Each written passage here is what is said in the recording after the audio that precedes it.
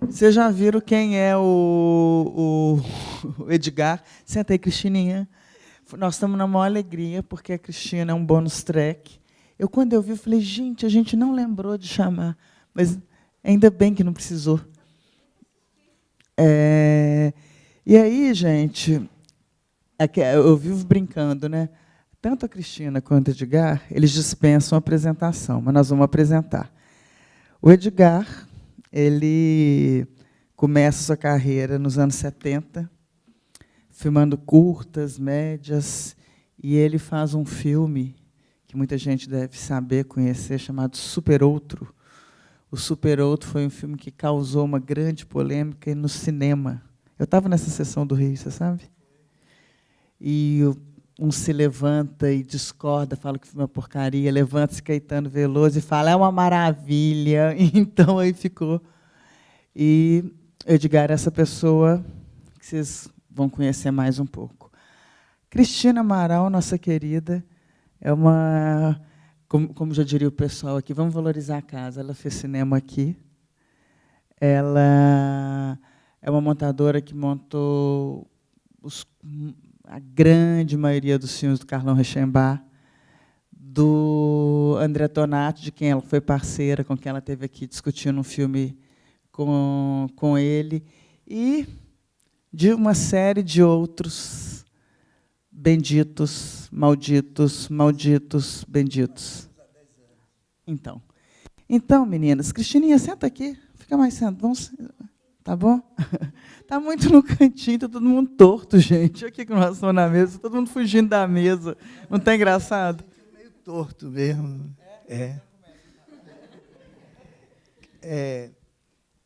Eu fico achando... Obrigado pelo convite. Você já tinha visto o filme, não já?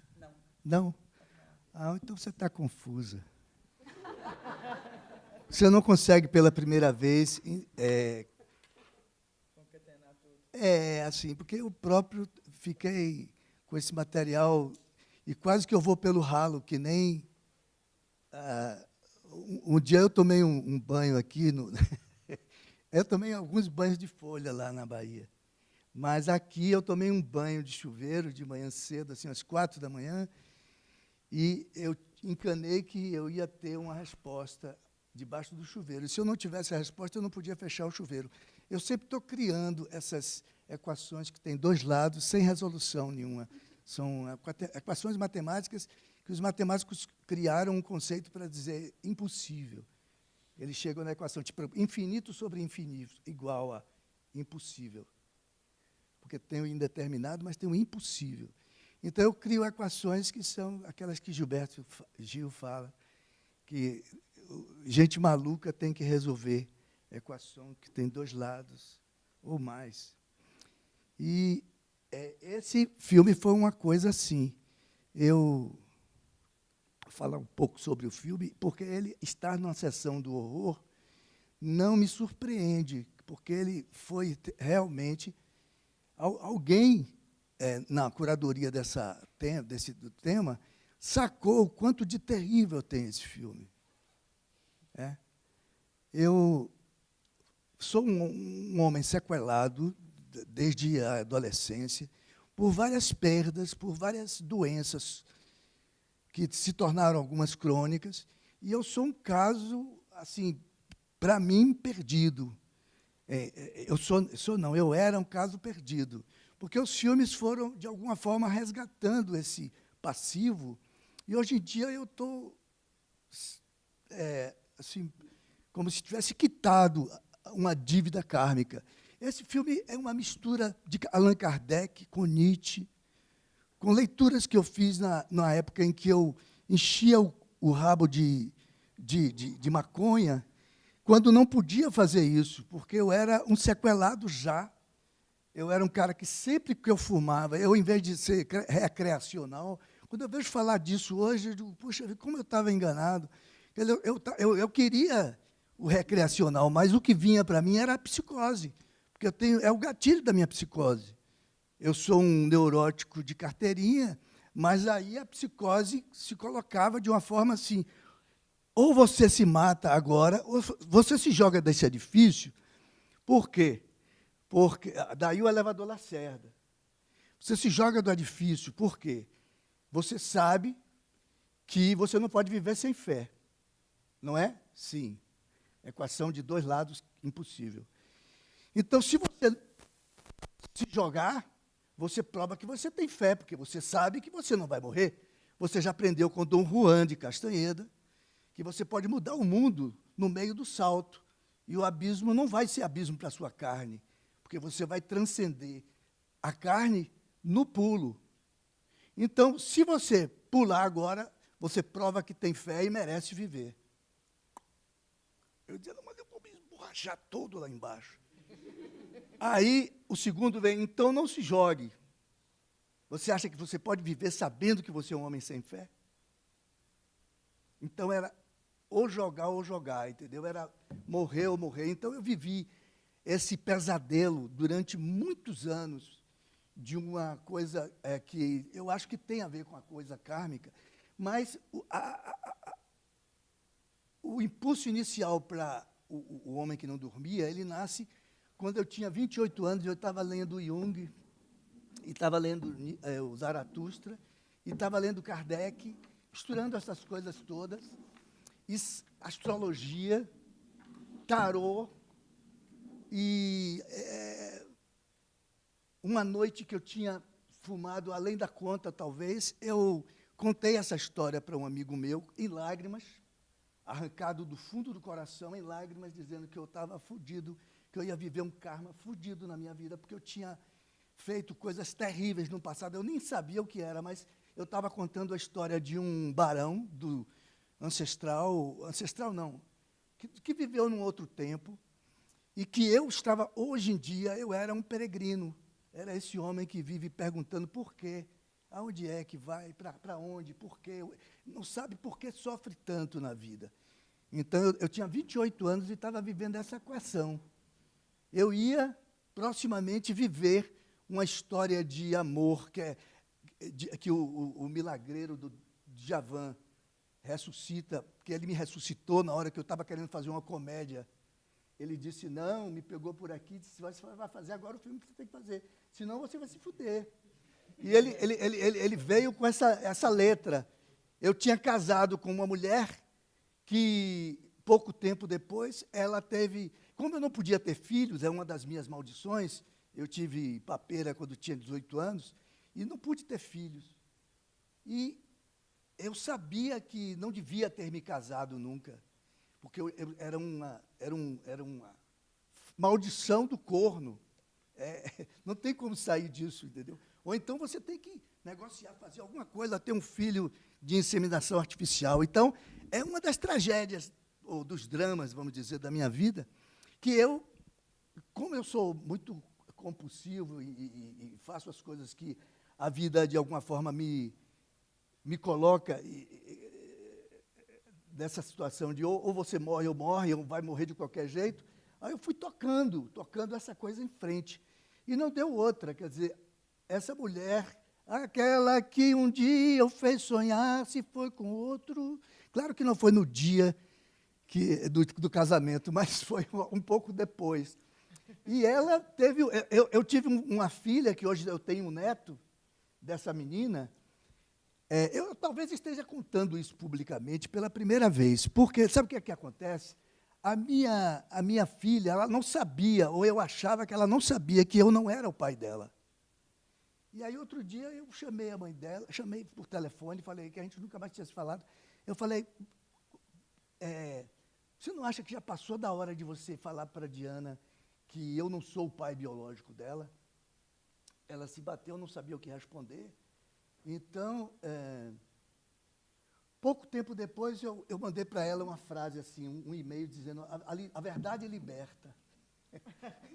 Aí ela me mandou um e-mail dizendo que a vida dela era pautada pela verdade, não sei o quê, uma coisa assim que não me convence, enfim, mas é a defesa dela, enfim, para uma coisa que eu acho que ela poderia fazer de uma forma bem diferente, sem me sequestrar de mim mesmo. Porque até o fato de não ter... Eu fiquei muito tempo sem poder falar assim publicamente, porque eu achava que minha filha não sabia. E ela disse, quando a minha filha tinha 18 anos, hoje a minha filha tem 35, e eu tenho um neto, quando a menina tinha 18 anos, ela disse. Então, o teatro foi duplo. Ela fazia o teatro e a minha filha fazia também. E eu estava vivendo aquela situação, só eu que não sabia que ela já sabia que eu não era o pai dela. Então, isso é muito doloroso para um homem, no universo que eu vivi. Eu tive uma criação na década de 50, porque eu nasci em 49, e aquela criação machista e tal, e tal. Então, daí vem esses personagens do coronel, do barão, porque o barão mata a mulher, e o coronel não mata, fica como o ridicularizado, que o Satanás vai pegar ele e fazer que está enrabando ele, por exemplo, que é uma forma de rir, dar uma gargalhada na cara do diabo, do Satanás, do brincante Satanás, que eu, de alguma forma, processo, porque o horror, para mim, é o que eu senti a vida toda perante a gravidade das situações que os seres humanos estão sujeitos. E só o fato, e esse sentimento trágico é uma coisa que não é minha, claro, eu senti as minhas tragédias e tive que conviver com elas, e enfrentei-as da maneira como pude, e fiz delas minha catapulta para um céu imaginário, para um espaço imaginário, que eu não sabia nem para que espaço era, mas era um espaço único possível para que eu saísse daquele lugar de horror. Era um lugar de horror, era um lugar de insônia, era um homem que não dormia, era um pesadelo, uma coisa cada vez mais pesada. E não é só esse drama, tem vários dramas de doenças e tal que eu atravessei, e, de alguma forma, eu acho que isso é uma coisa humana, daí eu achar que as pessoas, o sentido trágico da vida é inerente ao ser humano. Aí é que está o horror. Eu acho que o horror é isso, é saber que está vivo. No eu me lembro, eu já coloco o menino que eu era, com 2 anos e meio, morrendo de medo, porque está vivo. É como se eu tivesse, aos 2 anos e meio, um sentido, uma intuição de que eu ia sofrer muito na vida. Milhões, não que é exagero, milhões é com aquela pessoal das pastas de 500 mil. Mas vamos falar de centenas de vezes eu pensei em suicídio seriamente. E eu acho que é uma coisa com a qual o ser humano se defronta, às vezes, até porque perdeu o namorado ou a namorada, por pequenos motivos que viram grandes. Na noite, às vezes, a gente acorda sentindo o horror tem um trator, tem um mastodonte em cima de você, e você não consegue se mexer. Esse de acordar sem respiração, quer dizer, isso é de todos, é um bem comum. O horror é um bem comum nosso, da humanidade. Então, daí eu achar que não tem nenhum despropósito, aliás, esse horror é o horror mais legítimo, porque ele não é feito de coisinhas que são frutos apenas da imaginação. Eles são convertidos em sangue, lágrimas, suor e cerveja, por aí. Então, eu tive esse contato muito corrente com essa dor primal, ancestral, que me acordou para uma porrada de coisas da vida, que eu devo à maconha. Quer dizer, eu hoje em dia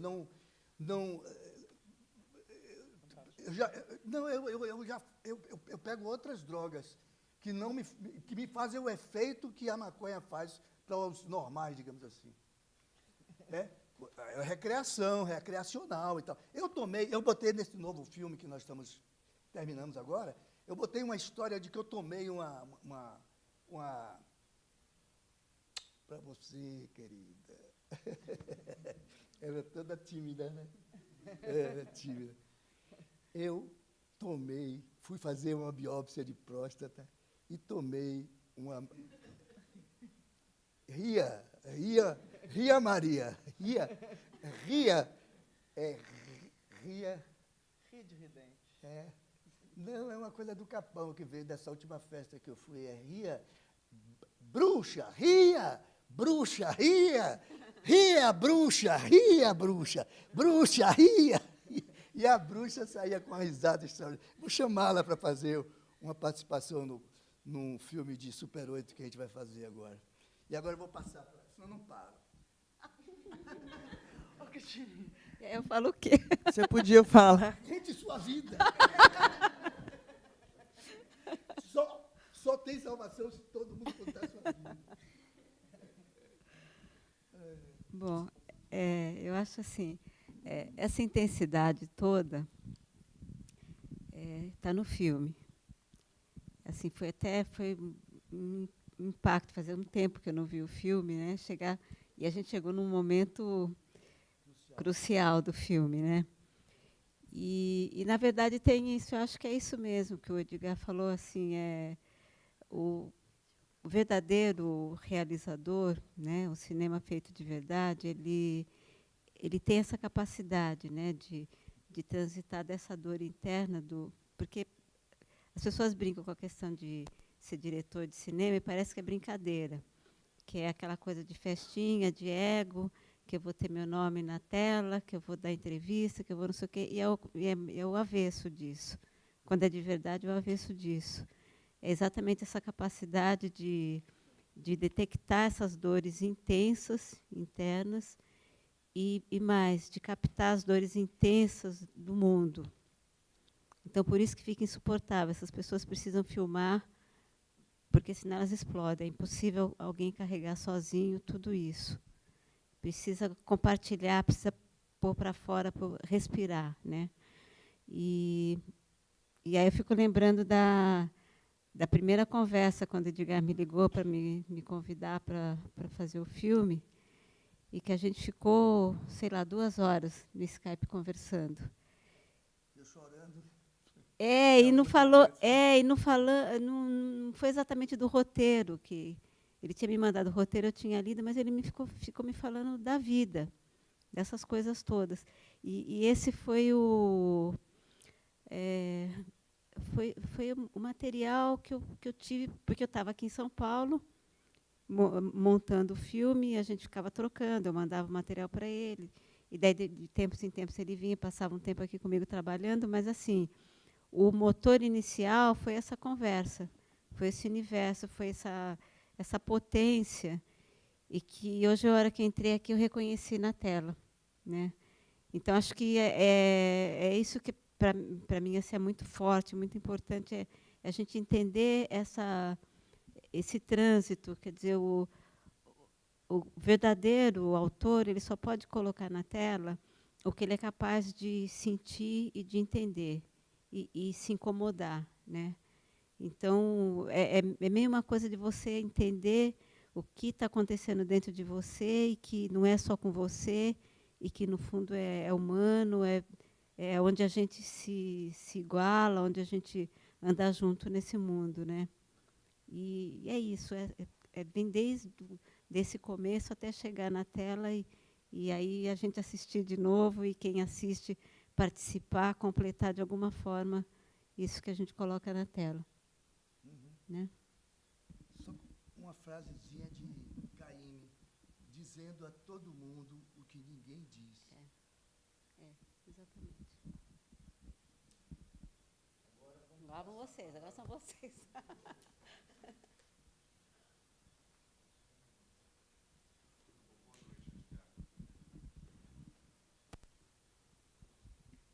Boa noite a todos. Edgar, não sei se você lembra, mas eu tive a oportunidade de participar de uma sessão com você há alguns anos em Vitória da Conquista. Eu me lembro. E foi uma sessão muito interessante, porque depois também teve um debate com você, e você falou muito da questão da memória, né, de como isso era fundamental, importante para você. E ouvindo a tua fala aqui, eu vejo que esse tema volta, mesmo falando de um filme como esse, que a princípio não tem uma relação tão forte com a memória, como tem o Eu Me Lembro, mas me parece que esse filme também, para você, tem um sentido pessoal, né? Eu acho que todo filme seu, dos que eu conheço, tem uma investigação muito pessoal ali, tem uma marca muito pessoal, né? Uma busca muito pessoal sua. E isso aí você já comentou. E o que eu queria te perguntar, na verdade, não está nem tão relacionado a isso, mas está relacionado a cinema, que é a presença do Luiz Paulino nesse filme. que é uma figura que está ali na história do cinema baiano, é uma figura importante na virada dos anos 50 para os anos 60. O ciclo baiano de cinema, para quem não sabe, é um dos polos de onde sai o cinema novo brasileiro. E o Luiz Paulino, ele realiza curtas, ele começa a trabalhar na produção do Barravento, chega a trabalhar com Nelson Pereira dos Santos, e depois desaparece. Assim. E você resgata essa figura que me parece importante, a gente olhar também para ele, e ele é o peregrino. E é interessante, né, o espelhamento que há entre o peregrino, você, Barão, e tudo isso, eu sei que para você tem um significado especial por saber que seus filmes são também uma busca, é uma investigação pessoal sua. E eu queria saber como foi esse encontro com o Luiz Paulino, ou no seu caso, talvez um reencontro, e o que esse cinema da época do Luiz Paulino, lá do ciclo baiano, o que essa história, qual é o impacto que tem para você esse cinema feito na Bahia no começo dos anos 60, na virada dos 50 para os 60, e de como esse cinema ele é representativo para você do que é o cinema brasileiro, do que viria a ser o cinema novo brasileiro. Não sei se eu me fiz claro. Luiz Paulino faleceu no dia 1º de maio passado. Desse ano? Sim. Ele estava muito bem, foi homenageado na Mostra Livre de Cinema no Rio, depois em Belo Horizonte, ia ter uma nova edição, uma edição, porque eles fazem itinerância. E ele, nesse intervalo, ele morreu muito bem. Ele teve uma morte, nós estávamos comentando isso pela primeira vez, eu e Cristina, porque ele não queria dar trabalho para ninguém. Ele era um homem que o último depoimento que eu dei sobre ele anteontem, para um corte seco, que é uma coisa de internet, que eles não colocaram uma coisa, porque acharam que era sei lá o quê. Mas eu acho que Paulino, a estatura dele, assim, como alma, grandeza de alma, era um cara que, se tivesse grande visibilidade, ele seria um forte candidato a Prêmio Nobel da Paz. Sabe como é? Ele viveu a vida inteira dedicada a ajudar as pessoas, claro, os mais necessitados. Ele nasceu pobre, de uma mãe que morreu no parto, de um pai que ficou leproso. Esse menino não estudou direito, foi meio mais ou menos alfabetizado, mas ele tinha um grande desejo de se aferrar à vida. E ele, ultimamente, ele dizia, eu comecei a gostar de cinema porque eu não tinha família. Então, no fim de semana, eu trabalhava na Western com nosso amigo Pitanga, eles eram colegas. Eu fui trabalhar com 14 anos, tive que mudar minha carteira para 16 para poder ser admitido. E, nos finais de semana, eu não tinha para onde ir. Aí eu ia ver os filmes da Baixa Sapateiro, que fazia o percurso de Jandaia, Santo Antônio, Aliança, Pax, que eram os cinemas baratos, Liceu. Então, ele via filmes de todo tipo. O Clube de Cinema também? Mas isso é depois. É depois. Depois, quando ele encontra Glauber, ele mora um tempo no mesmo bairro de Glauber e depois vai morar na pensão que era de Dona Lúcia Rocha, lá nos Barris. E ele era amigo de Glauber como irmão. Ele é de 32, Glauber de 39. Então, ele era o irmão mais velho de Glauber. Ele, aliás, tem uma matéria recente que ele disse, fui eu que botei uma câmera na mão de Glauber, uma coisa mais ou menos isso. Eu quero ser bem fiel ao que ele gostaria, e também a Glauber, e a todos os que já se foram e não podem se defender. Porque ali houve um complô que não foi obra de ninguém exatamente, não foi, eu não imagino quem. Eu acho que foi obra do Capital, vocês conhecem? Porque existia um cara que estava botando grana, existia uma empresa que estava botando grana no filme, esse filme que seria feito, E era o primeiro, considerado o primeiro filme baiano de longa-metragem. E quem vinha com alguma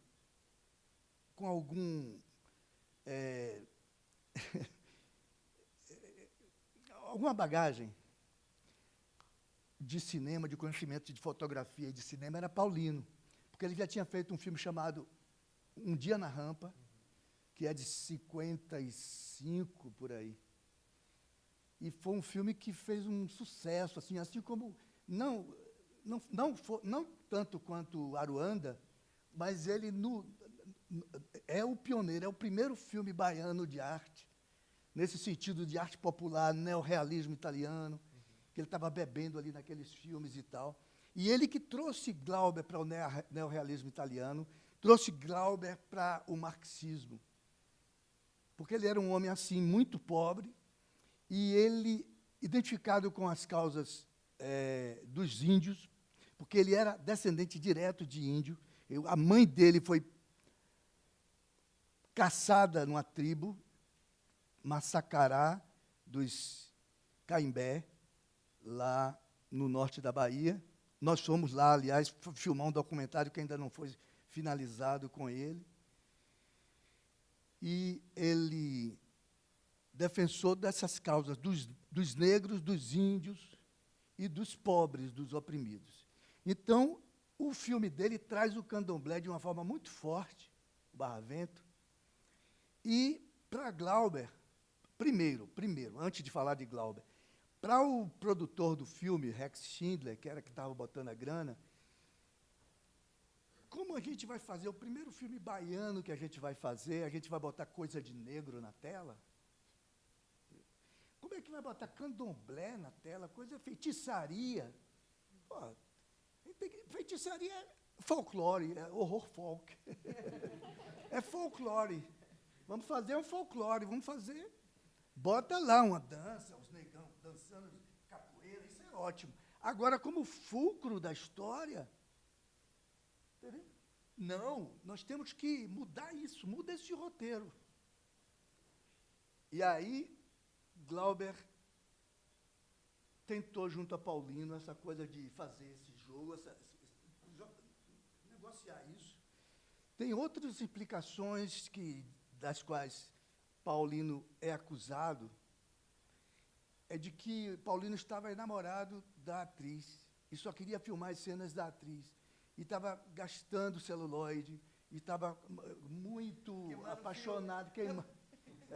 Então, ele estava, assim, não ia para lugar nenhum aquele filme na mão de Paulino, disseram isso. Paulino disse que filmou tudo, o depoimento de Paulino disse que estava filmando tudo muito bonito, correto. Glauber, inclusive, usou planos do filme que ele já tinha feito. Só não usou os filmes porque eles mudaram a atriz.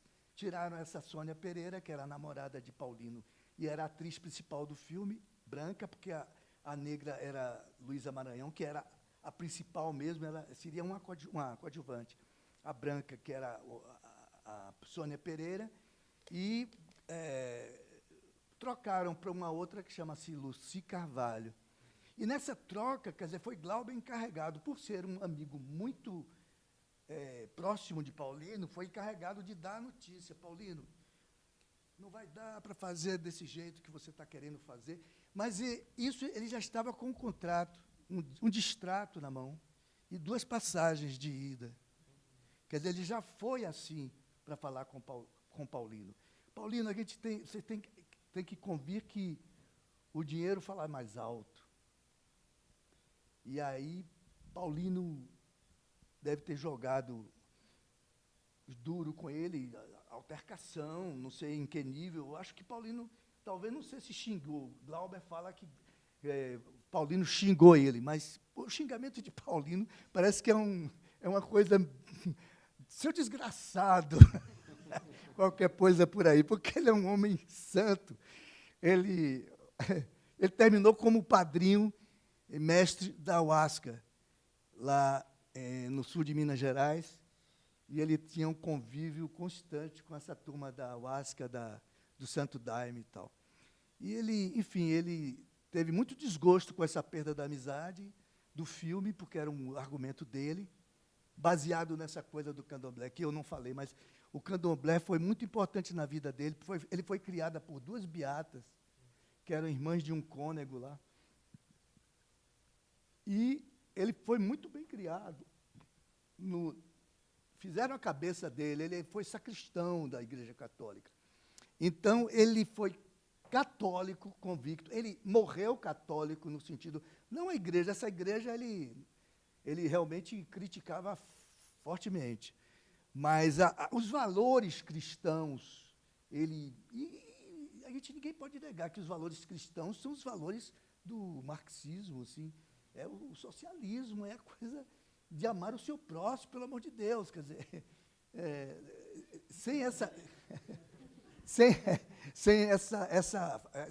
esse fanatismo bruxuleante, doido que existe por aí dos evangélicos que transam grana o tempo todo em cima de uma coisa que eu acho que é patológica, é uma coisa, enfim, próxima ao histeria coletiva, qualquer coisa assim. Mas ele foi católico e era do candomblé, feito do candomblé, porque o cara que era um dono de um grande terreiro lá, o pai Procópio de Ogunjá, ele salvou Paulino das garras do Egum do pai.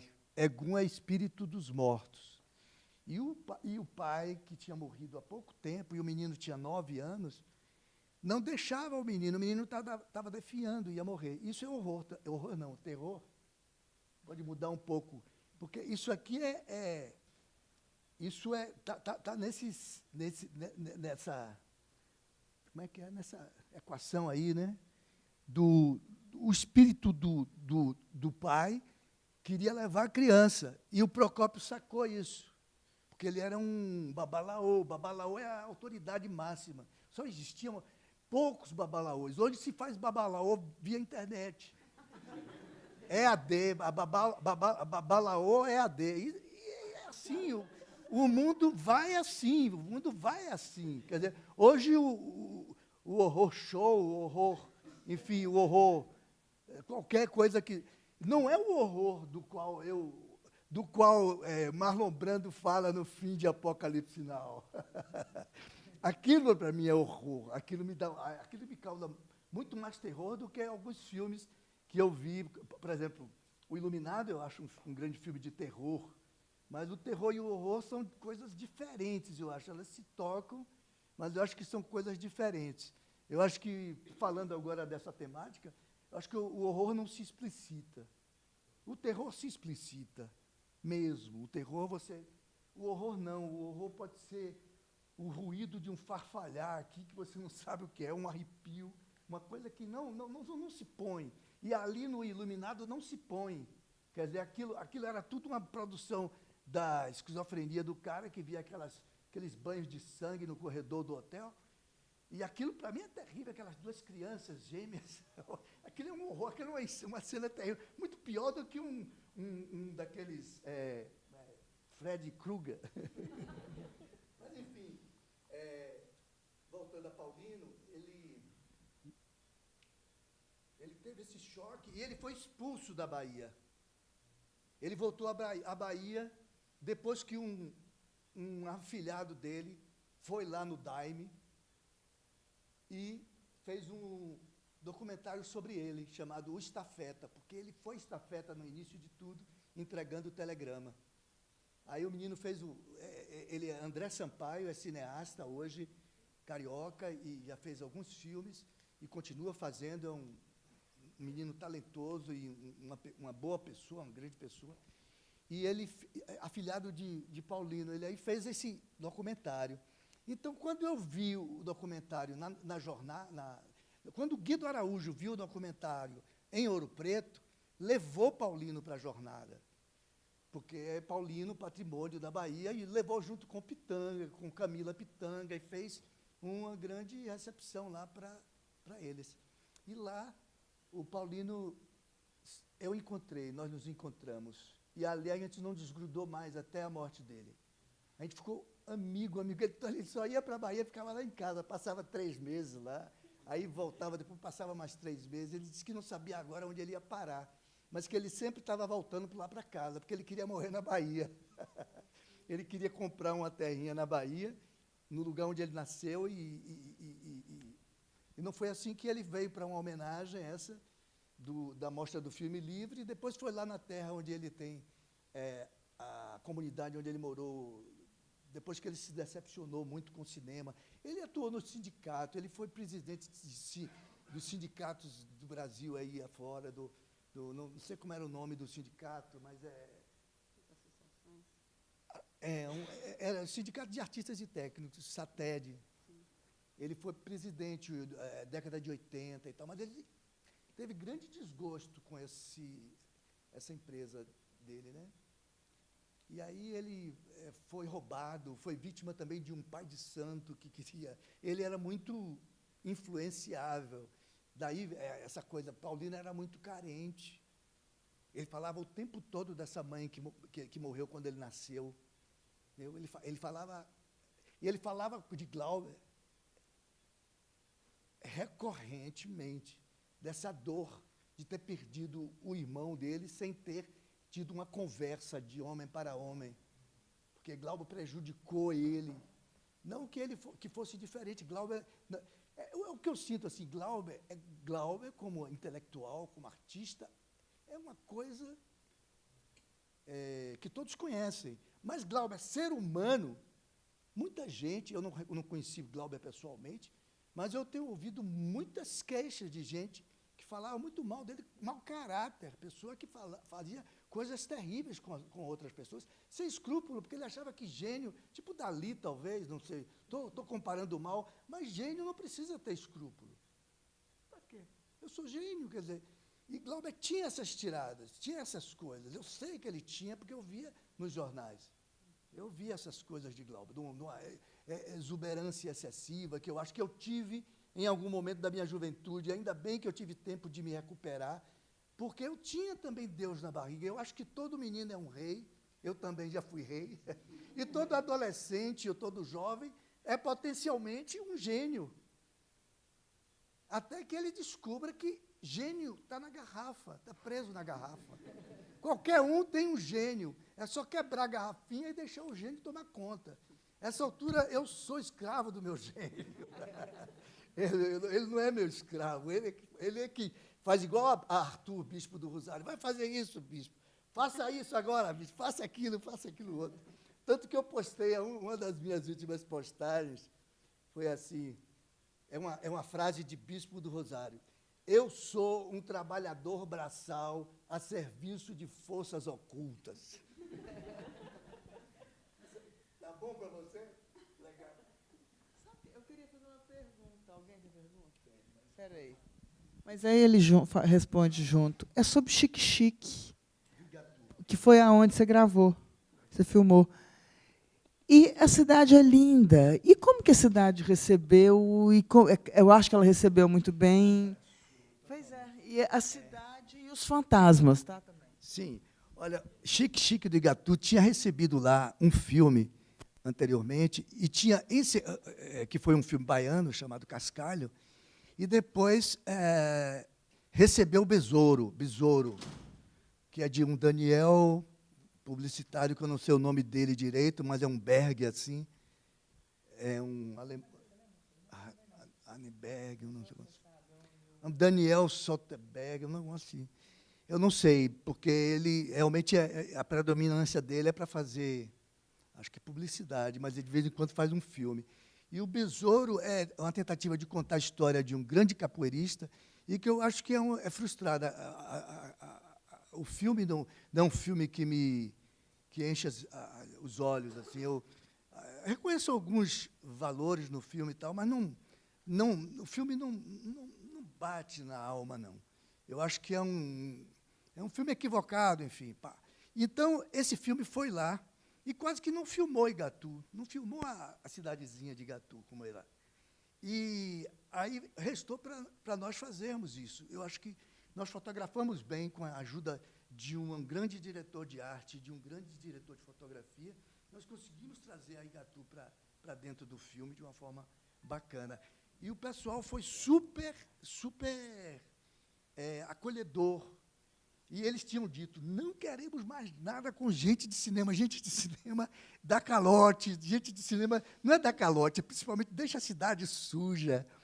A gente de cinema apronta, entendeu? Por exemplo, tinham passado por lá e tinham engravidado meninas, entendeu? Essas coisas. Deixam um rastro de grávidas. Era uma coisa assim que em Andaraí foi assim. E gente de cinema é um problema, porque essa gente de cinema, nós sabemos, né? Nós sabemos, somos muito espirituosos, muito libertários e muito... aquele sentimento hippie de paz e amor que eu ainda tenho no meu coração, de sexo livre, de amor livre, melhor. Mas eu ainda trago isso como uma coisa, uma pérola, uma coisa grande, que precisa ser cultivada. Só que a família tradicional do interior não é assim. Então, não é.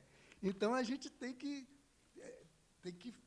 conversar com o pessoal e explicar os exemplos anteriores. Então, a gente, felizmente, não teve esse tipo de problema lá.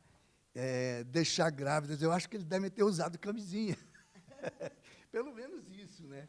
Mas, enfim, a gente fez uma coisa assim, que a cidade acolheu muito. No princípio, eles eram reservados, mas depois eles entraram na arte, começaram a ajudar. Teve muitas ajudantes de arte que a gente pagava diária para elas fazerem aquelas... Por exemplo, aquela procissão toda é uma procissão que é feita mesmo em Pentecostes, só que a gente trouxe da cidade de Andaraí para lá, para o Igatu, porque o Igatu é uma rua, duas praças, mais duas ruas, assim, um quadrado.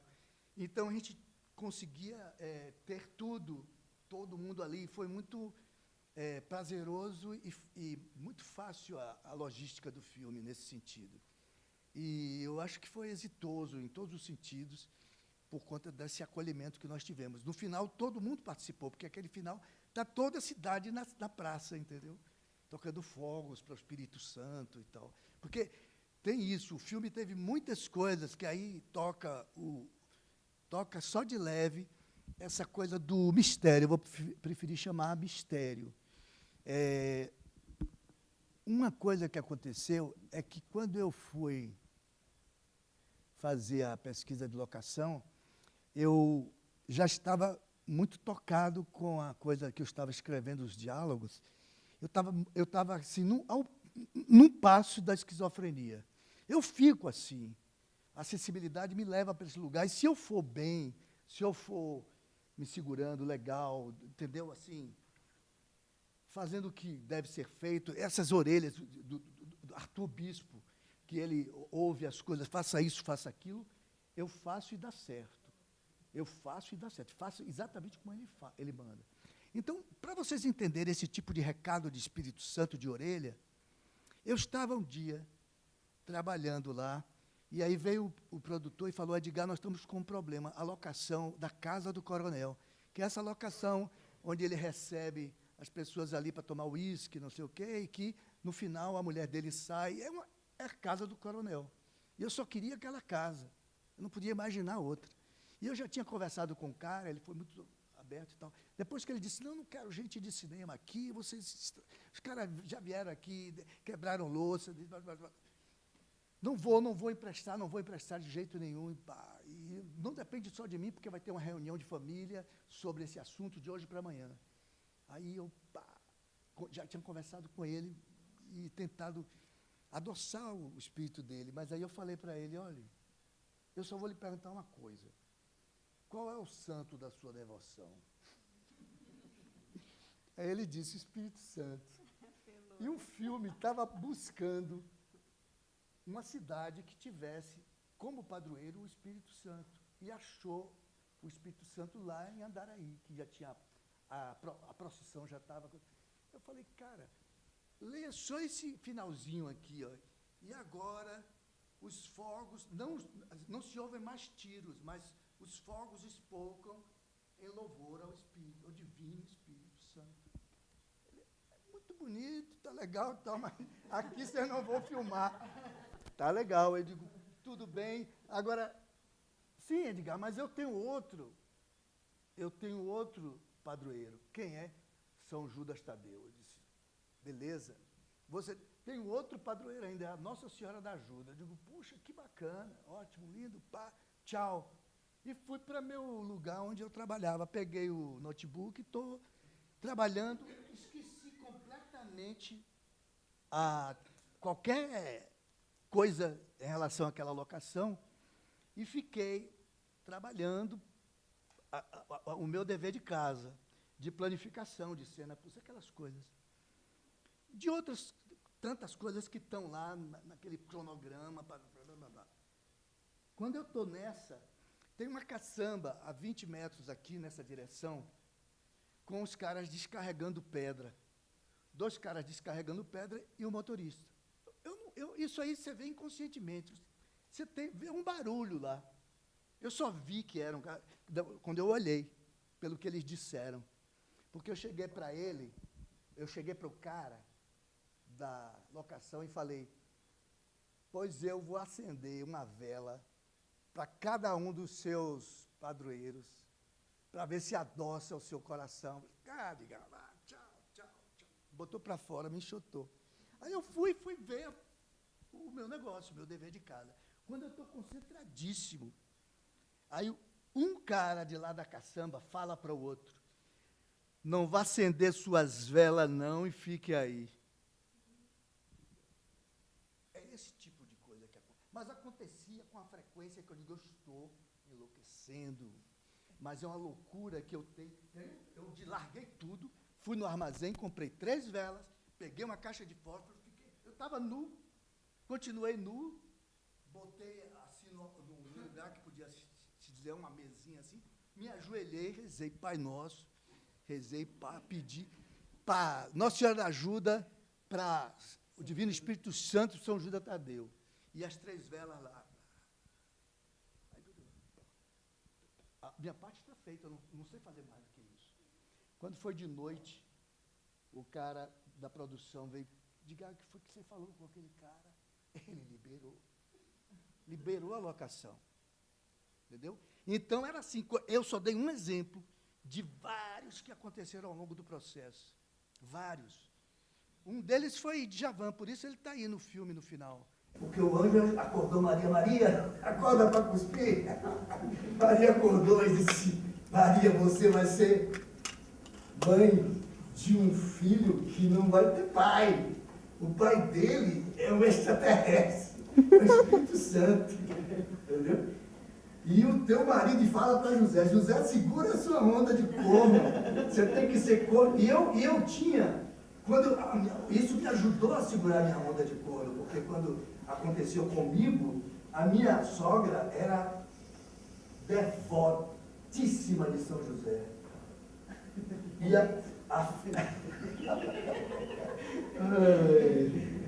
não, isso não é tudo. A menina nasceu no Dia dos Pais. E eu estava sem falar com a mãe dela, não queria mais ver a mãe dela para o resto da vida. Aí a mãe dela me fez um bilhetinho, Leão, né? De agosto. Aí ela fez um bilhetinho, papai, nasci no seu dia, sou o seu leãozinho, venha me visitar. Eu disse, porra, o amor a quanto me obriga. Eu fui totalmente assim, sabe, meu amor, como é que é? Fui, aí era Diana, eu batizei ela, eu dei o nome dela, era Lua, Diana, era meu amor, que hoje é o meu neto, é o filho dela. E eu vivi com essa mulher ainda 8 anos de busca, né, entre tapas e beijos, aquelas coisas, muita dor. Mas eu sentia, quando a chave virou, que eu virei São José, cara, foi aí a coisa passou a ser um milagre, entendeu, na minha alma. Porque o ódio todo fez assim, ó. O ódio virou a chave, cara. Eu entendo, eu fui mulher, eu sei. Eu fui mulher, eu sei. É isso, essa sensibilidade de poder ser mulher, ou ser bicha, ou ser o que for. Eu sou isso, eu fui no teatro, eu fui fazer o teatro para isso, para ser tudo. Qual é essa de achar que é menor, maior, melhor, pior? Para mim era um desafio de fazer todos os papéis possíveis e de entender que na vida... E aí Kardec ajudou pra caramba. E, inclusive tem umas palavras aqui de Kardec. O cara comeu a pilha de Kardec, aqueles meninos do cemitério, que são os meninos assim, né? E o outro do lado do bar que fala assim, pô, velho, você já pensou que você pode ter um filho viado? E se você tiver um filho viado? O cara eu só quero mulher para tampar na pica depois me rodar. O discurso dele é esse. Então, a coisa machista ao extremo, quer dizer, levada ao cu. E eu estou ali, pasmo, junto com a plateia, estou ali, pasmo, porque eu quero esfregar isso, porque o público precisa saber como é que ele fala sobre esse assunto. Então, era expurgar, para mim era expurgar esse lugar. Eu tinha que fazer isso. Eu não é por gosto não, eu gostaria de ser um chinês fazendo arranjos florais. Um japonês fazendo arranjos florais, só que eu tenho que falar de coisas que são ligadas a nossas secreções. Segredos. Então, alguém ia perguntar quando...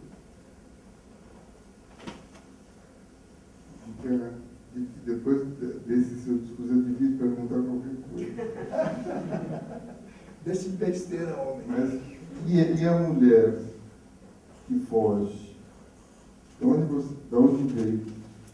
A mulher que era parece ser uma mulher fogosa que acaba fugindo. E eu quero perguntar outra coisa também. Ela acaba indo embora. Acaba indo embora. Eu quero perguntar uma outra coisa, que é uma coisa óbvia. Você citou Nietzsche, você citou o Arthur Bispo do Rosário, você citou quem mais? Kardec.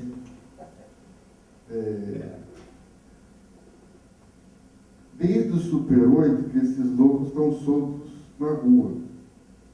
Desde do Rei do Cagaço e do Exposed, esses loucos estão soltos na rua.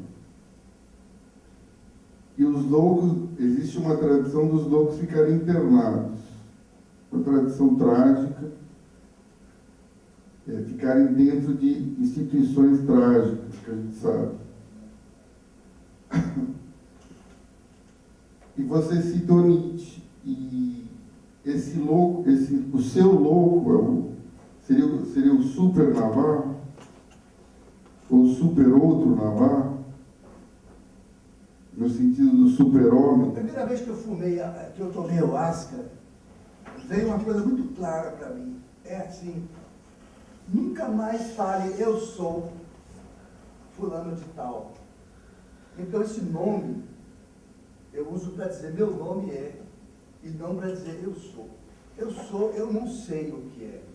Eu sou, é um mistério. Agora, meu nome é Edgar Navarro.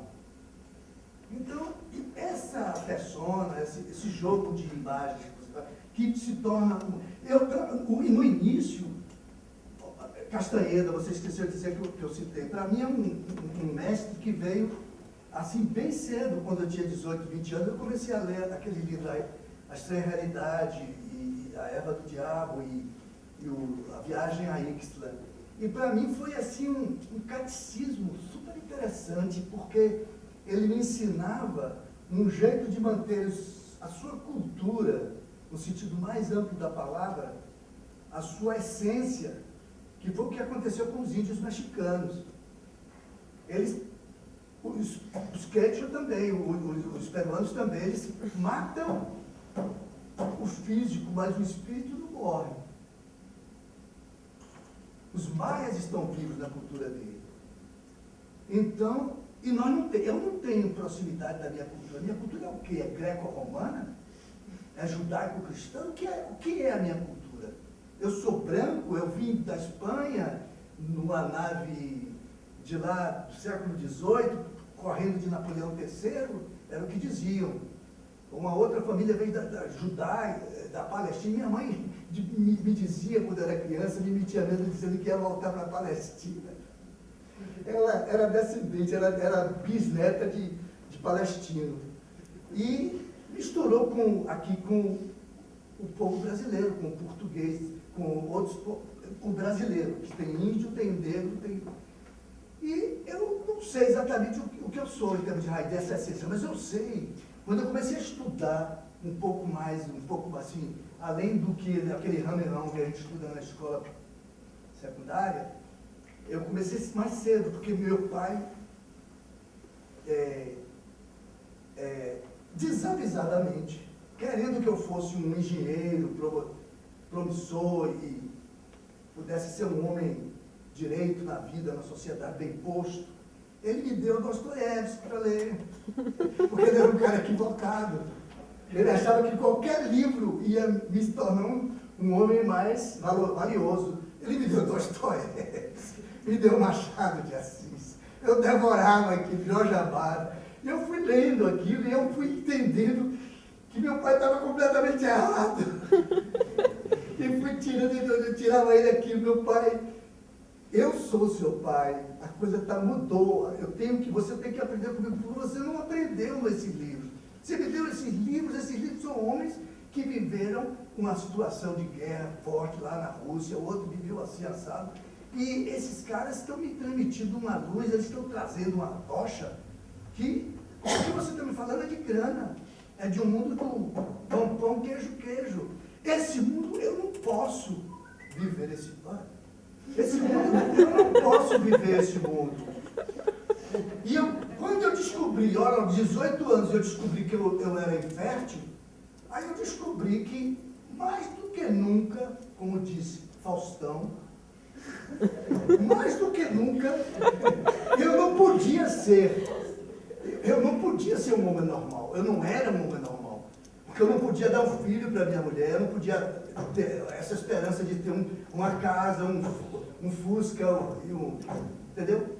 Um país tropical, essa coisa que estava ali naquela época. Então, eu entendi que a minha vida era uma vida de um outsider. Não era a palavra que vinha, mas eu não sirvo para esse mundo tal como ele está desenhado. Eu não vou ser um engenheiro. Eu me formei em engenharia, mas eu não presto para nada como engenheiro. Não, eu não presto para nada. Eu só fiz construir minha casa com a ajuda do pedreiro, porque ele sabia tudo de ferragem. Ele que fez a minha casa. Eu considero o cara um dos grandes amigos que eu fiz. Eu tenho uma casa feita por esse cara. Eu arrumei com ele junto, como é que a gente faz aqui, assim, ali. Ficou legal de morar, você vai conhecer. Brevemente, espero. E eu não fui ser essa coisa que meu pai esperava de mim. E aí entrou na minha mão era Despertar dos Mágicos, As Portas da Percepção, Aldous Huxley, Dom Castanheda e Dom Juan, dando conta de uma antropologia que era para a antropologia, e não antropologia de caderneta de campo, normal. O cara estava lá para conhecer ervas mágicas, ervas de poder. Que poder é esse? Eu quero me empoderar. Eu entendia exatamente o que é empoderamento. Era um poder pessoal que não tinha nada a ver com o poder político nesse sentido que se fala. Era um poder de você saber caminhar, de você saber respirar, de aprender a sonhar, de aprender a se jogar de um abismo e não morrer. Por isso é que eu ficava, vá, se jogue que você vai conseguir. Você vai no meio do salto, você se transforma numa águia, no que você quiser. Você sabe que você pode. E eu, peraí, cara, agora eu estou sob efeito de uma coisa, entendeu? Mas ele dá uma datura para você, essas coisas, quer dizer, ele me deu essa receita, e depois que eu li esses 3 livros, eu fiquei bem brain damage, sabe? Brain damage, assim que pronuncia, ou damage. Brain damage. danificado, né? Então, isso... Mas eu sou isso, quer dizer, eu me encontro aqui, eu sei que não é... Eu tenho que fazer o rei do cagaço, eu tenho que botar as tripas para fora, eu tenho que ser um louco capaz de conviver com minhas secreções, com meus excrementos, mostrar para os outros, dizer a todo mundo o que ninguém diz, porque alguém tem que fazer isso, e eu fui designado para essa esfera. Então eu vou fazer o que tem que ser feito e vou me desincumbindo. Eu fui me desincumbindo desses filmes. Então, aquilo que no início era assim, vou botar para fuder, vou escandalizar. Puta merda, eu estava pianinho ali, pulo ponto, morrendo de medo porque eu estava fazendo aquilo. Quando eu fiz o filme do Rei do Cagaço, aquela merdona toda, eu achei maravilhoso. Assim, que ideia genial, que título genial, porque tem a ver com o cangaço, tem a ver com a coragem e o medo. Isso bateu na minha cabeça, eu digo, pô, é realmente genial. Mas quando eu fiz e que dei uma bola na hora de fazer a coisa acontecer, o som e tal, o som veio do inferno. Veio do inferno, diretamente do inferno. Inclusive tem momentos que eu ligo o rádio e boto o rádio ligado diretamente no gravador, sem saber o que é que vai sair. Alô, alô, Bahia! Eu digo, o que quer que venha, vai ser para lá, para a banda. Aí, quando eu vi o filme, aí deu aquela nota grave, assim, falando, a melhor coisa que você faz é queimar esse filme. Não deve restar nenhum resíduo. Você tem que entender que a melhor coisa que você faz na vida é não deixar nenhum rastro. Vá caminhando numa direção, assim, não olhe para trás. Vá sempre numa direção, sempre numa direção. E aí, não se importe com o que vai acontecer. Você pode ser um rei, ou pode ser um mendigo. Você tem que buscar a iluminação de Buda. Eu estava lendo também yoga, não sei o que, a autobiografia de um yoga. Então, todas essas coisas que estavam ali, como moda também, elas me pegaram no tutano, sabe? E quando brincam com isso, quando fazem de shot dessa coisa do hipismo e do yoga, ou da macrobiótica, eu acho que, de alguma forma, eu me sinto ofendido, porque era uma coisa muito séria, é uma coisa muito séria, é milenar, entendeu? Quando o Gil é que trouxe, brincou um pouco com a coisa, mergulhou na coisa tanto quanto pôde, nos trouxe coisas muito boas de lá. Para mim, Gil é um mestre. Agora, eu acho que Lobão, quando fala mal de Gil, não está olhando para o próprio rabo. Porque eu vejo o Lobão falar mal de Gil, eu acho isso um absurdo.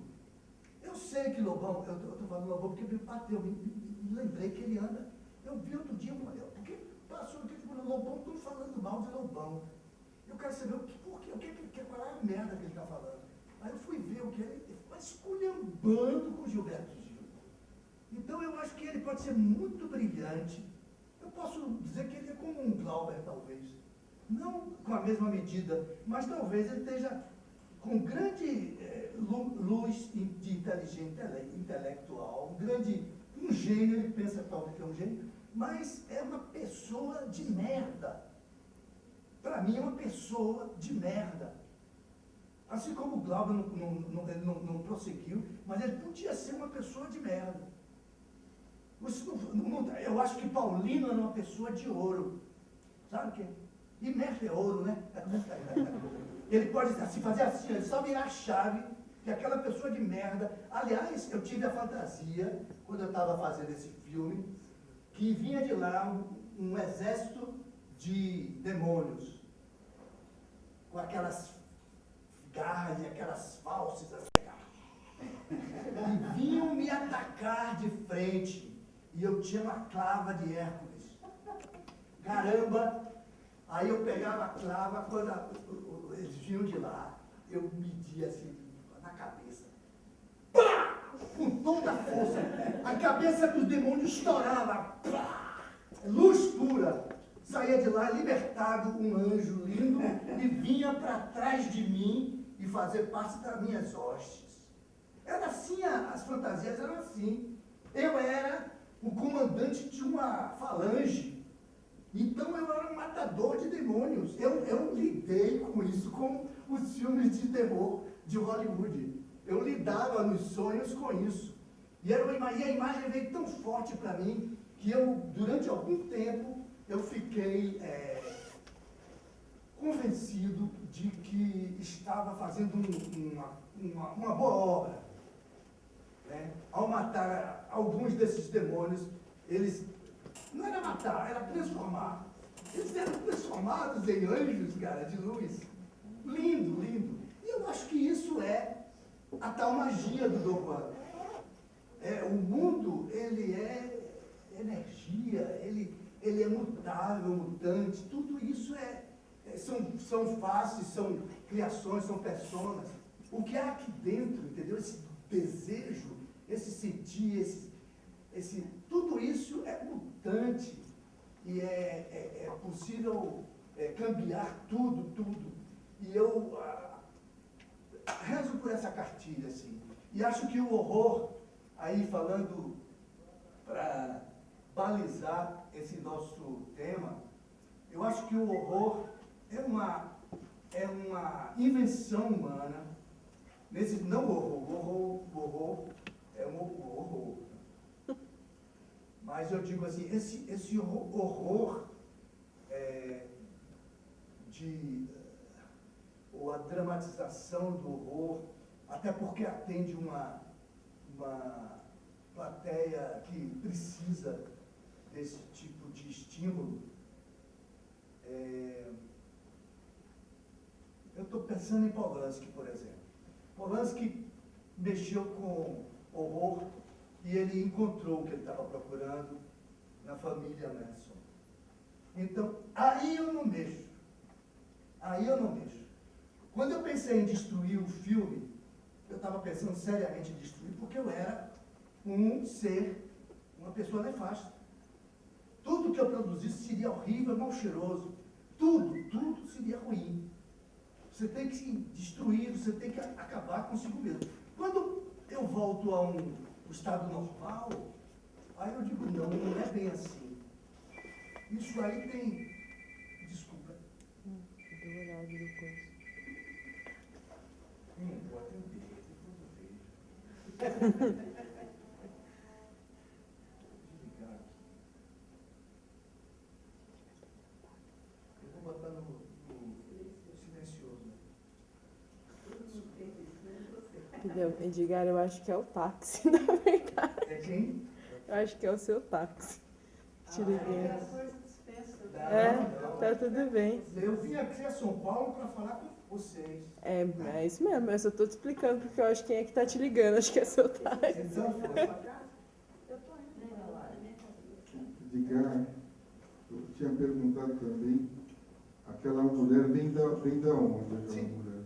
Aquela mulher é o signo, é Lilith, né? Se você quiser pensar. Mas ela é a mulher que passou a vida num casamento frustrado. Ela já está precisando tomar remédios controlados para conseguir segurar aquela aliança. E ela odeia viver essa vida. E ela já partiu para uma coisa que é contra até os princípios dela, mas ela virou uma fantasia, cara. Eu pensei que estava contando isso. Quando ela vai trepar com várias da noite, que você não sabe direito, ela trepa com lobisomem, por exemplo. Aquele que dizem que vai virar lobisomem, quando estão contando a história. É onde o filme também se avizinha um pouco dessa coisa folk brasileira, né? Onde pega e tenta colocar o homem que não dormia como mais um dessas figuras que tem caipora e mula sem cabeça, que é a mulher do padre, que seria ela, porque quando ela está vestindo a camisola, ela está trepando com um cara que é o mesmo escravo, é o mesmo ator que faz o escravo no passado. Então, essa mulher que ela split, banana split, ela é partida. Ela vive um casamento e acredita que aquele casamento ela é fiel e tudo que ela faz lá com o lobisomem, ou com o que quer que seja, inclusive no roteiro está escrito, ela trepa até com bicho, tudo. Ela trepa, e aquilo ela apaga, é como se fosse sonho.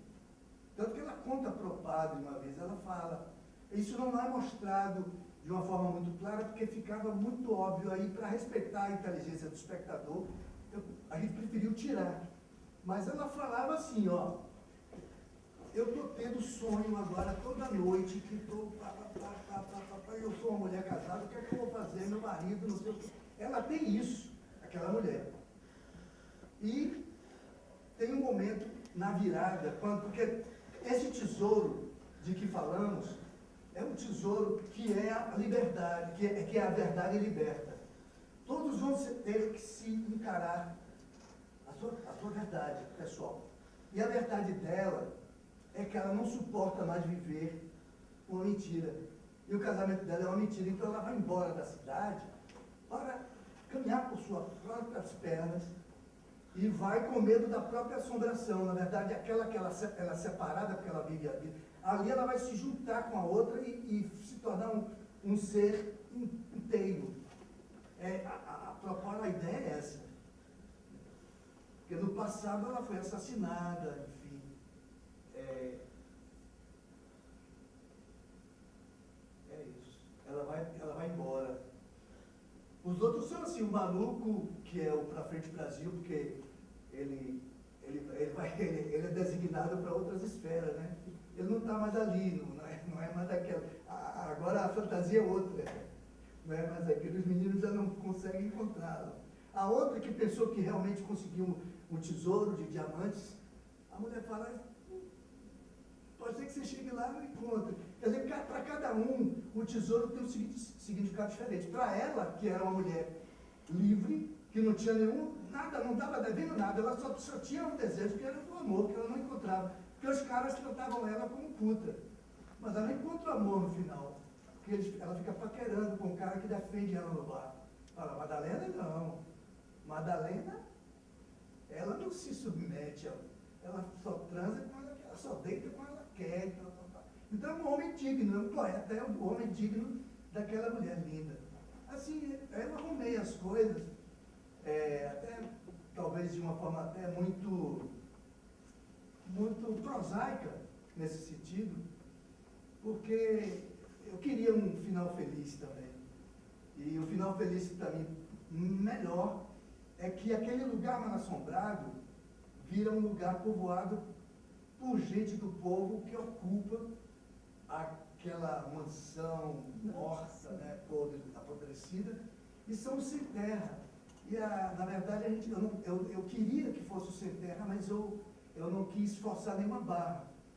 Aí quando eu cheguei lá para filmar, que tinham os figurantes lá, que eles pegaram gente de lá mesmo, aí os caras saem com um dos hinos do Sem Terra. E para mim foi um grande presente e um grande sinal também. Ela anda palha, feijão deu flor, feijão palha, floração de amor, arroz deu palha, feijão deu flor, milho na palha, coração cheio de amor. É isso que eles cantam. Arroz deu fava, feijão deu flor, milho na palha, coração cheio de amor. É isso que eles ficam repetindo, é um mantra de um empoderamento, de uma... Eu quase digo invasão, mas não é, uma ocupação do sem terra, que eu queria que fosse do sem terra, para dar vida para aquele lugar. E uma mãe está dando seio para uma criança, o peito murcho, mas ali tem vida, a vida está renascendo, tudo vai renascer. É quando ele vai, agora vamos ver os girassóis do fim do ano, e o calor vem desumano, tudo vai descer no fim com mais água. Uma coisa que acho que você podia falar também, que esse filme tem um tanto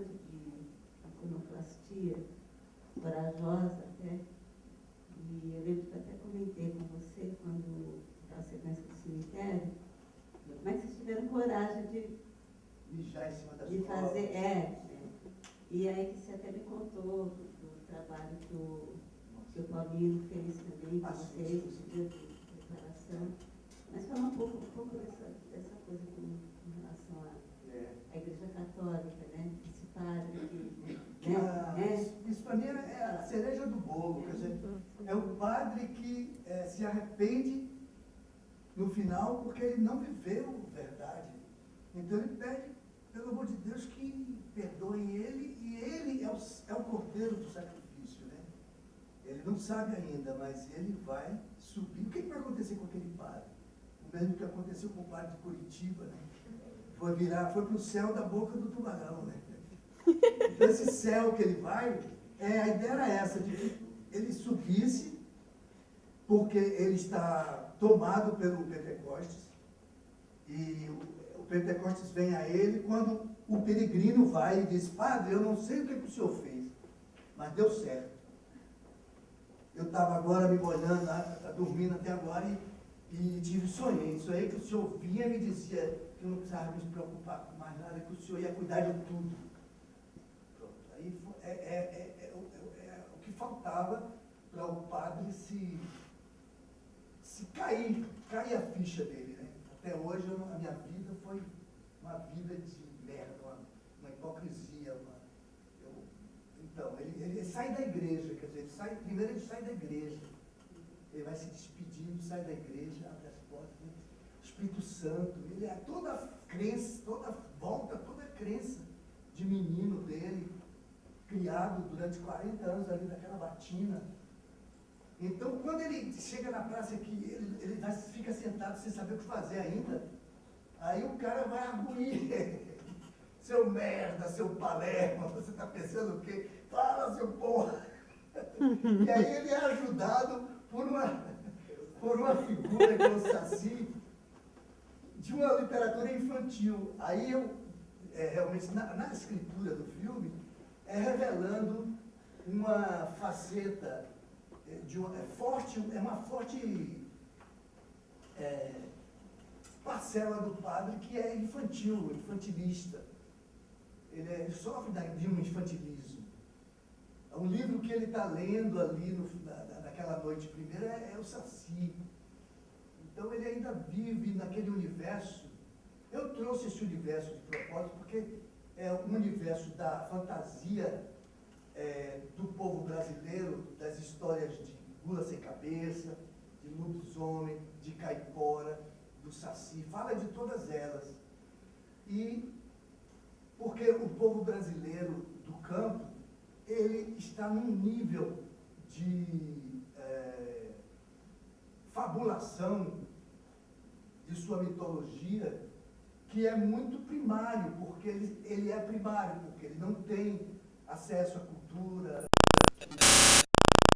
normalmente, a cultura que eu digo, a cultura oficial, né, que se tem nos centros maiores, e eles não processam isso, eles igualmente como a cultura da Igreja Católica, eles processam isso como coisas verdadeiras. Assim como eles acreditam nos santos, eles acreditam nessas figuras da caipora e tal. E aí eu quis trazer para esse universo para poder dar uma geral sobre esse universo e introduzir nesse universo mais uma dessas personagens, que seria esse homem que não dormia, que vira, lá naquela região, virou um mito.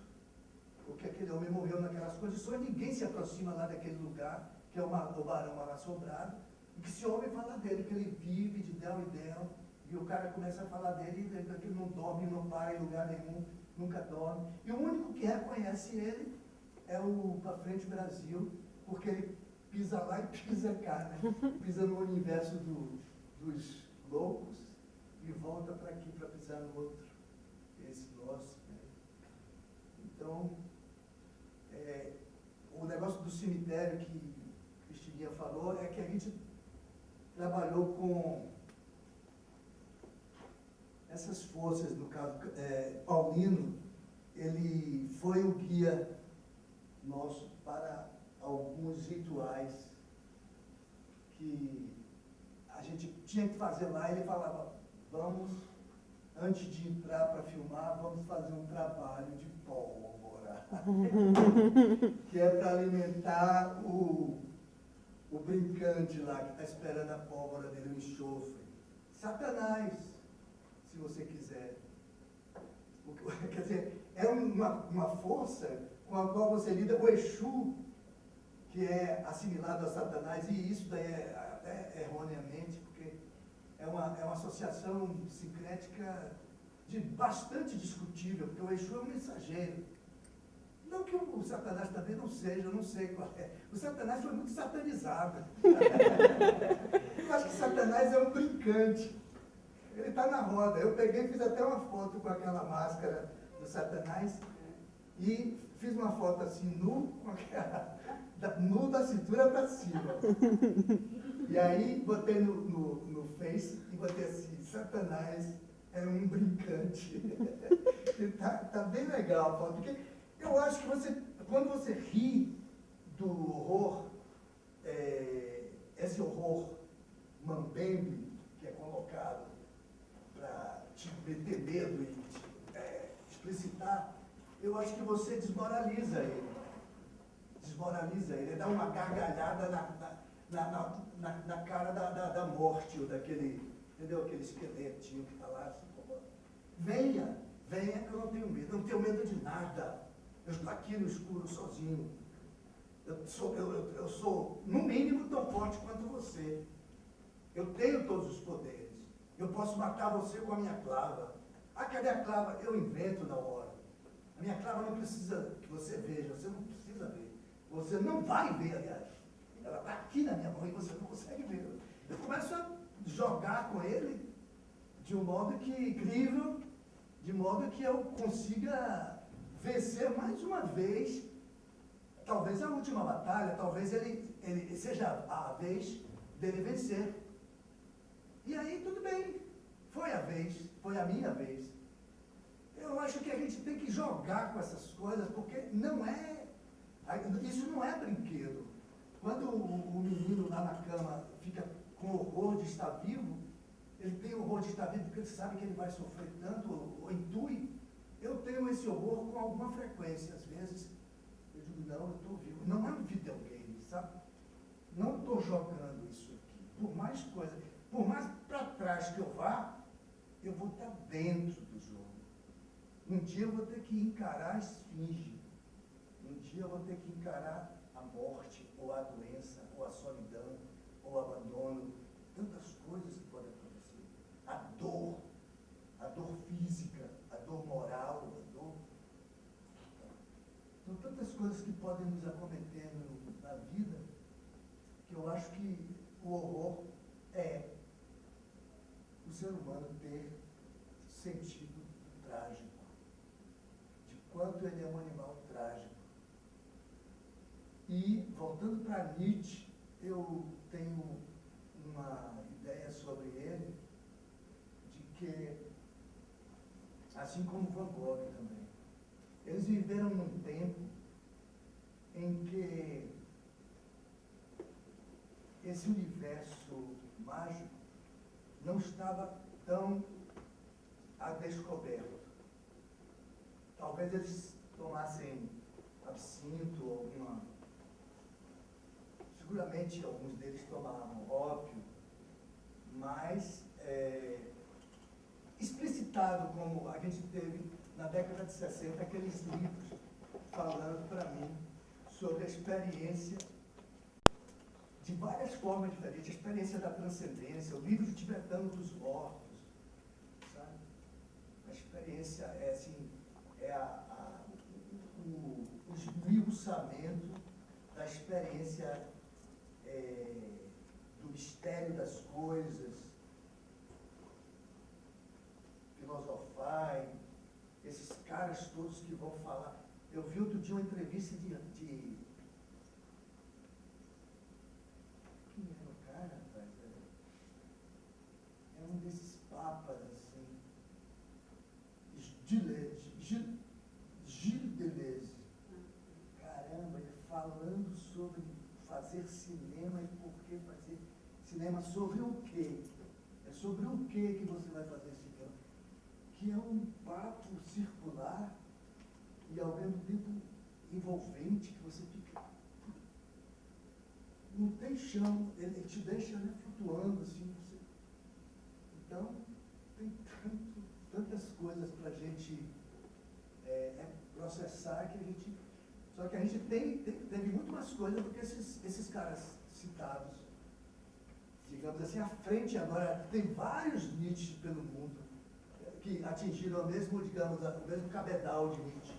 Tem vários pelo mundo aí. Alguns estão querendo se matar, outros vão enlouquecer, e outros vão se salvar de alguma forma. Né? Ou escrevendo livro, ou se tornando um padre.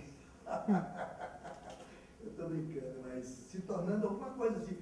Pode se tornar como um sacerdote de uma coisa do Santo Daime, porque aí tem uma coisa forte, né? O Santo Daime, que a gente chama o Santo Daime aqui, mas o nome Ayahuasca significa o encontro com espíritos, a experiência da morte, de outra forma, entendeu? É a experiência da morte, é como você morresse. Então, a gente tem essa experiência, está muito mais acessível do que era na época de Nietzsche, ou de Van Gogh, ou de Freud. Freud inventou toda uma coisa, Jung também. Aliás, Jung foi muito, em relação àquilo que você falava, da memória, Jung foi muito importante para mim ter lido na época. Ele me deu essa chave, que é a coisa de buscar a história inconsciente. Não é a lembrança, não é a memória é inconsciente.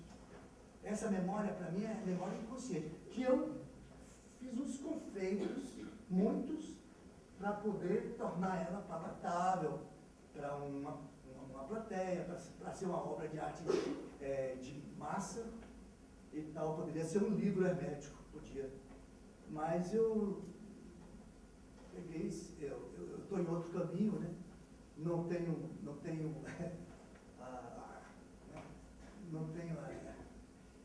a coisa para escrever um livro, a minha coisa é para fazer outras coisas, esse tipo de filme. E aí passa, né? Para mim, já é outra coisa, é outra história. E, aliás, esse grito final dele, Abaixo a Gravidade, é o próximo filme que vai ser lançado agora, terminamos agora. Esse Abaixo a Gravidade, que é o grito do super-outro, quer dizer, fica tudo ligado, assim.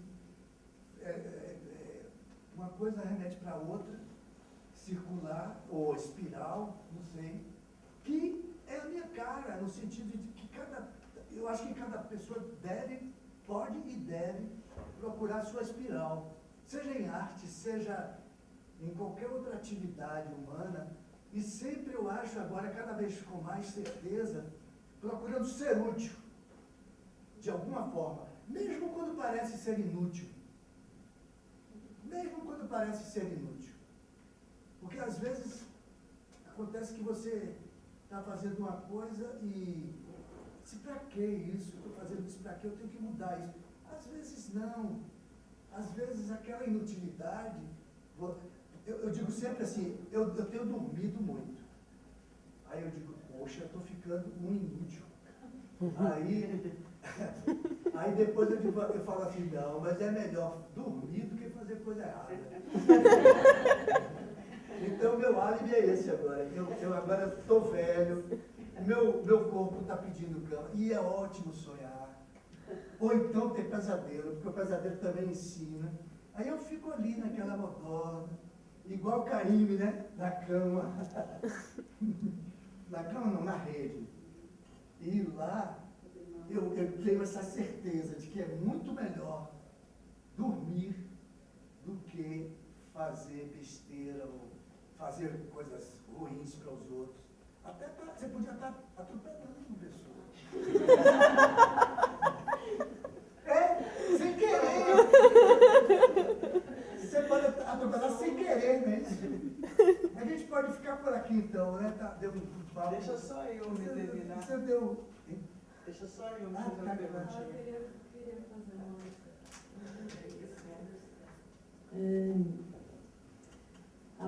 eu queria agradecer muito de você estar aqui. E que a primeira pessoa que me mostrou o filme seu foi George, lá de Conquista. Ah, sim. George Neri. Eu lembro que eu tinha acho que uns 15 anos, ele me deu esse DVD, o Super Outro. E falou assim, assiste esse filme aqui e tal.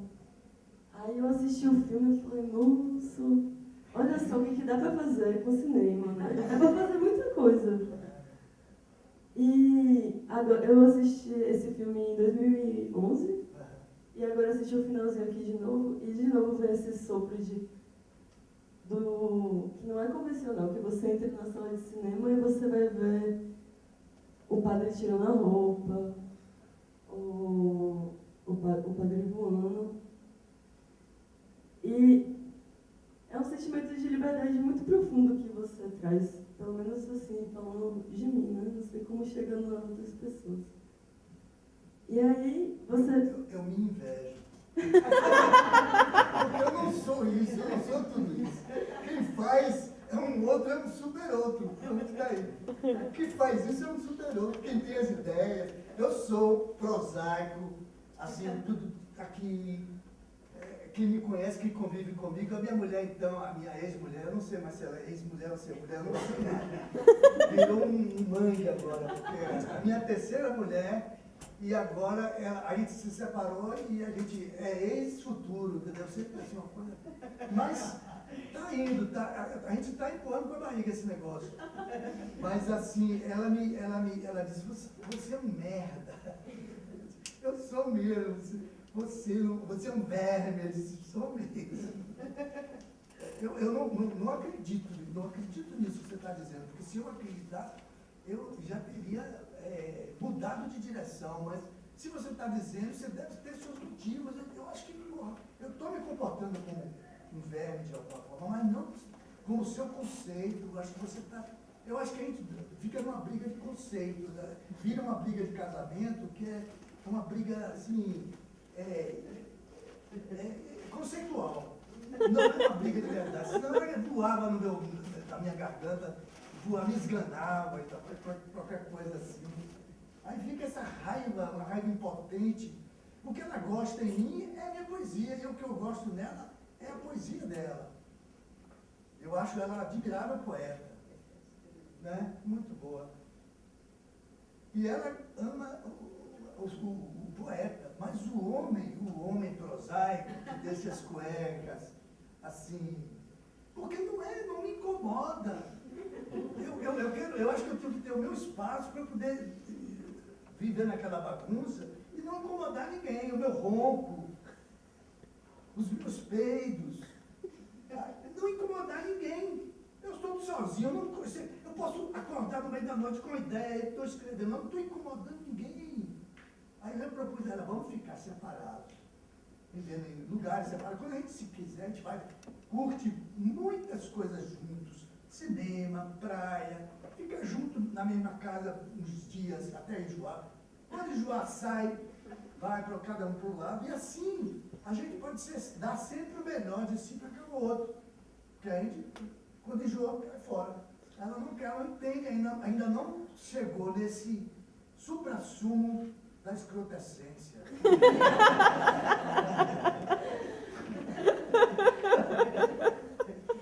É um palhaço, né? Um palhaço vadio, um palhaço aproveitador. Eu sou pior caráter do que Cláudio.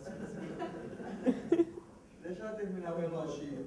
Mas a minha pergunta é que você falou Você começou a falar, na hora que eu estava pensando, você começou a falar do fazer cinema. E a minha pergunta é, o que te levou nesse caminho de fazer cinema?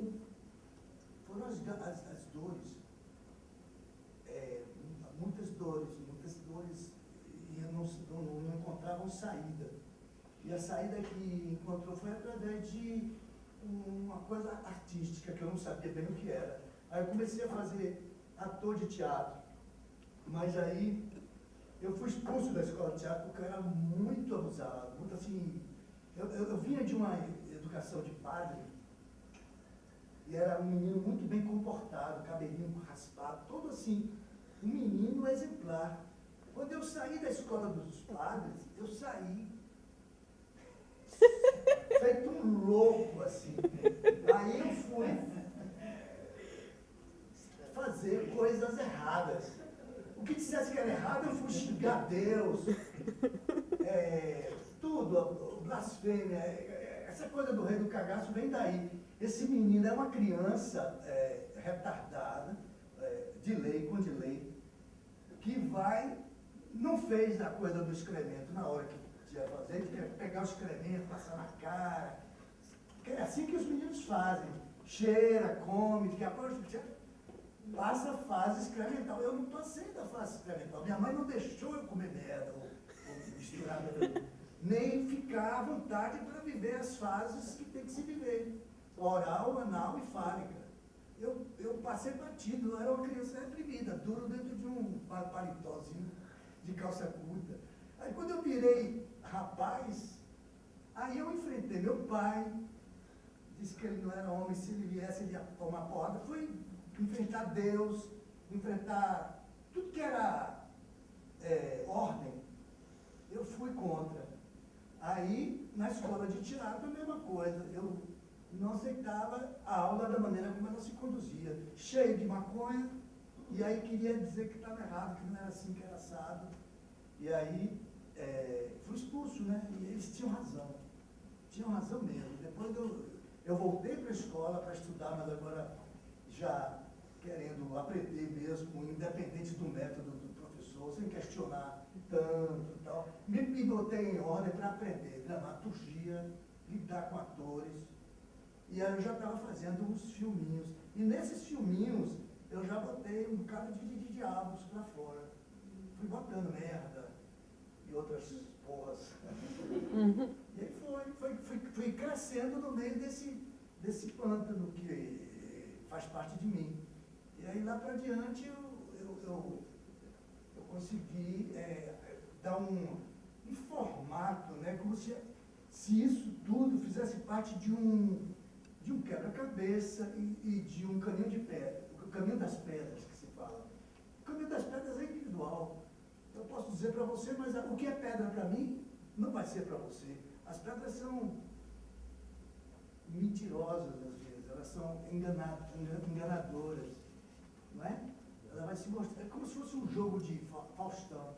Você lembra tinha uma coisa de Faustão que era Olimpíadas Maratona, um negócio assim. Ele brincava com isso, as pessoas caíam, se sujavam, era uma pândega aquilo. Aí eu sei que esse caminho das pedras é individual. Hoje em dia, eu tenho 67 anos, então também não é à toa. Eu acho que custou tempo para poder tomar porrada, tomei muito na cara, e até sair do vermelho, né? Para mim, uma vitória é sair do vermelho. Numa economia como essa, louca, eu nunca mais saí do azul. Com 50 e poucos anos, eu saí do vermelho, quer dizer, eu não devo mais a ninguém, tenho um carro, boto gasolina, tenho tudo que se deseja ter, porque eu também não tenho muito desejo. Eu vivo com muito pouco, posso viver com muito pouco, e posso viver com muito também, se tiver muito. Mas o meu barato é lidar com poucos recursos. Eu gosto de pouco, menos. Menos é mais, sabe essa coisa? Eu vou ali. Eu sei, é um caminho de quem já teve talvez uma vida muito esbanjada lá atrás, se é que existe reencarnação, que eu não sei. Paulino não voltou ainda para me dizer isso. Mas se é que existe, eu talvez tenha tido uma vida assim, perdulária. E hoje eu vivo com o que eu preciso, e não mais. Se eu tenho um carro 1.0, eu não quero um 1.6 nem 2.0, porque um 1.0 para uma pessoa já é muito. Eu podia andar até num carrinho menor, se tivesse um modelito menor, que se fosse bem mais leve e gastasse menos gás, é porque os caras já constroem a coisa de um jeito, né? Mas como tipo uma bicicleta a motor, essa economia de trabalhar num país como a Dinamarca, que a gente ouve falar, ou de outros que têm um percurso plano, para usar bicicleta, para comer arroz integral aqui, Vietcong, sabe?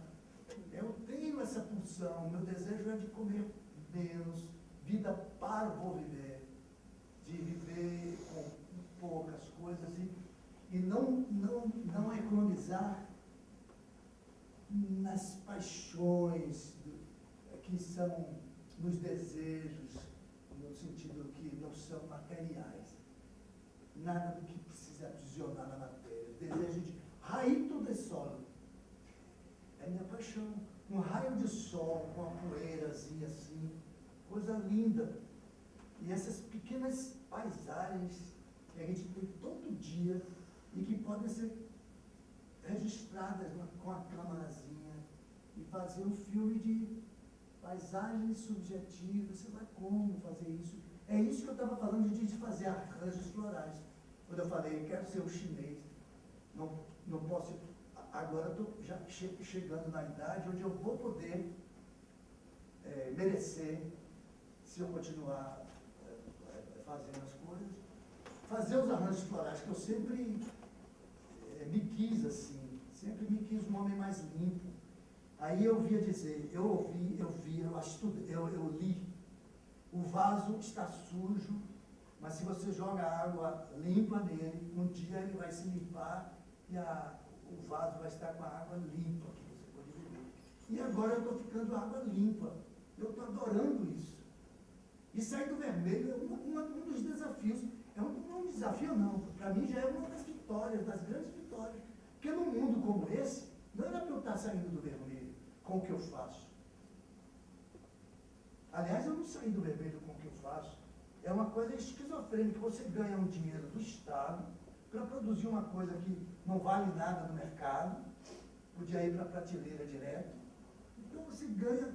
Não me dá prazer nesse sentido. Aí eu não estou kit. Porque eu recebi um dinheiro do povo e o que eu devolvo é um produto que o povo não assiste. Isso é frustrante. Eu queria o feirante que né, o camelô que pegue bem do seu produto e que tanto, porra, quanta grana eu estou ganhando com o meu trabalho. Não é assim que acontece. Acontece de uma forma troncha, perversa, porque o mundo está bem distante da sua essência.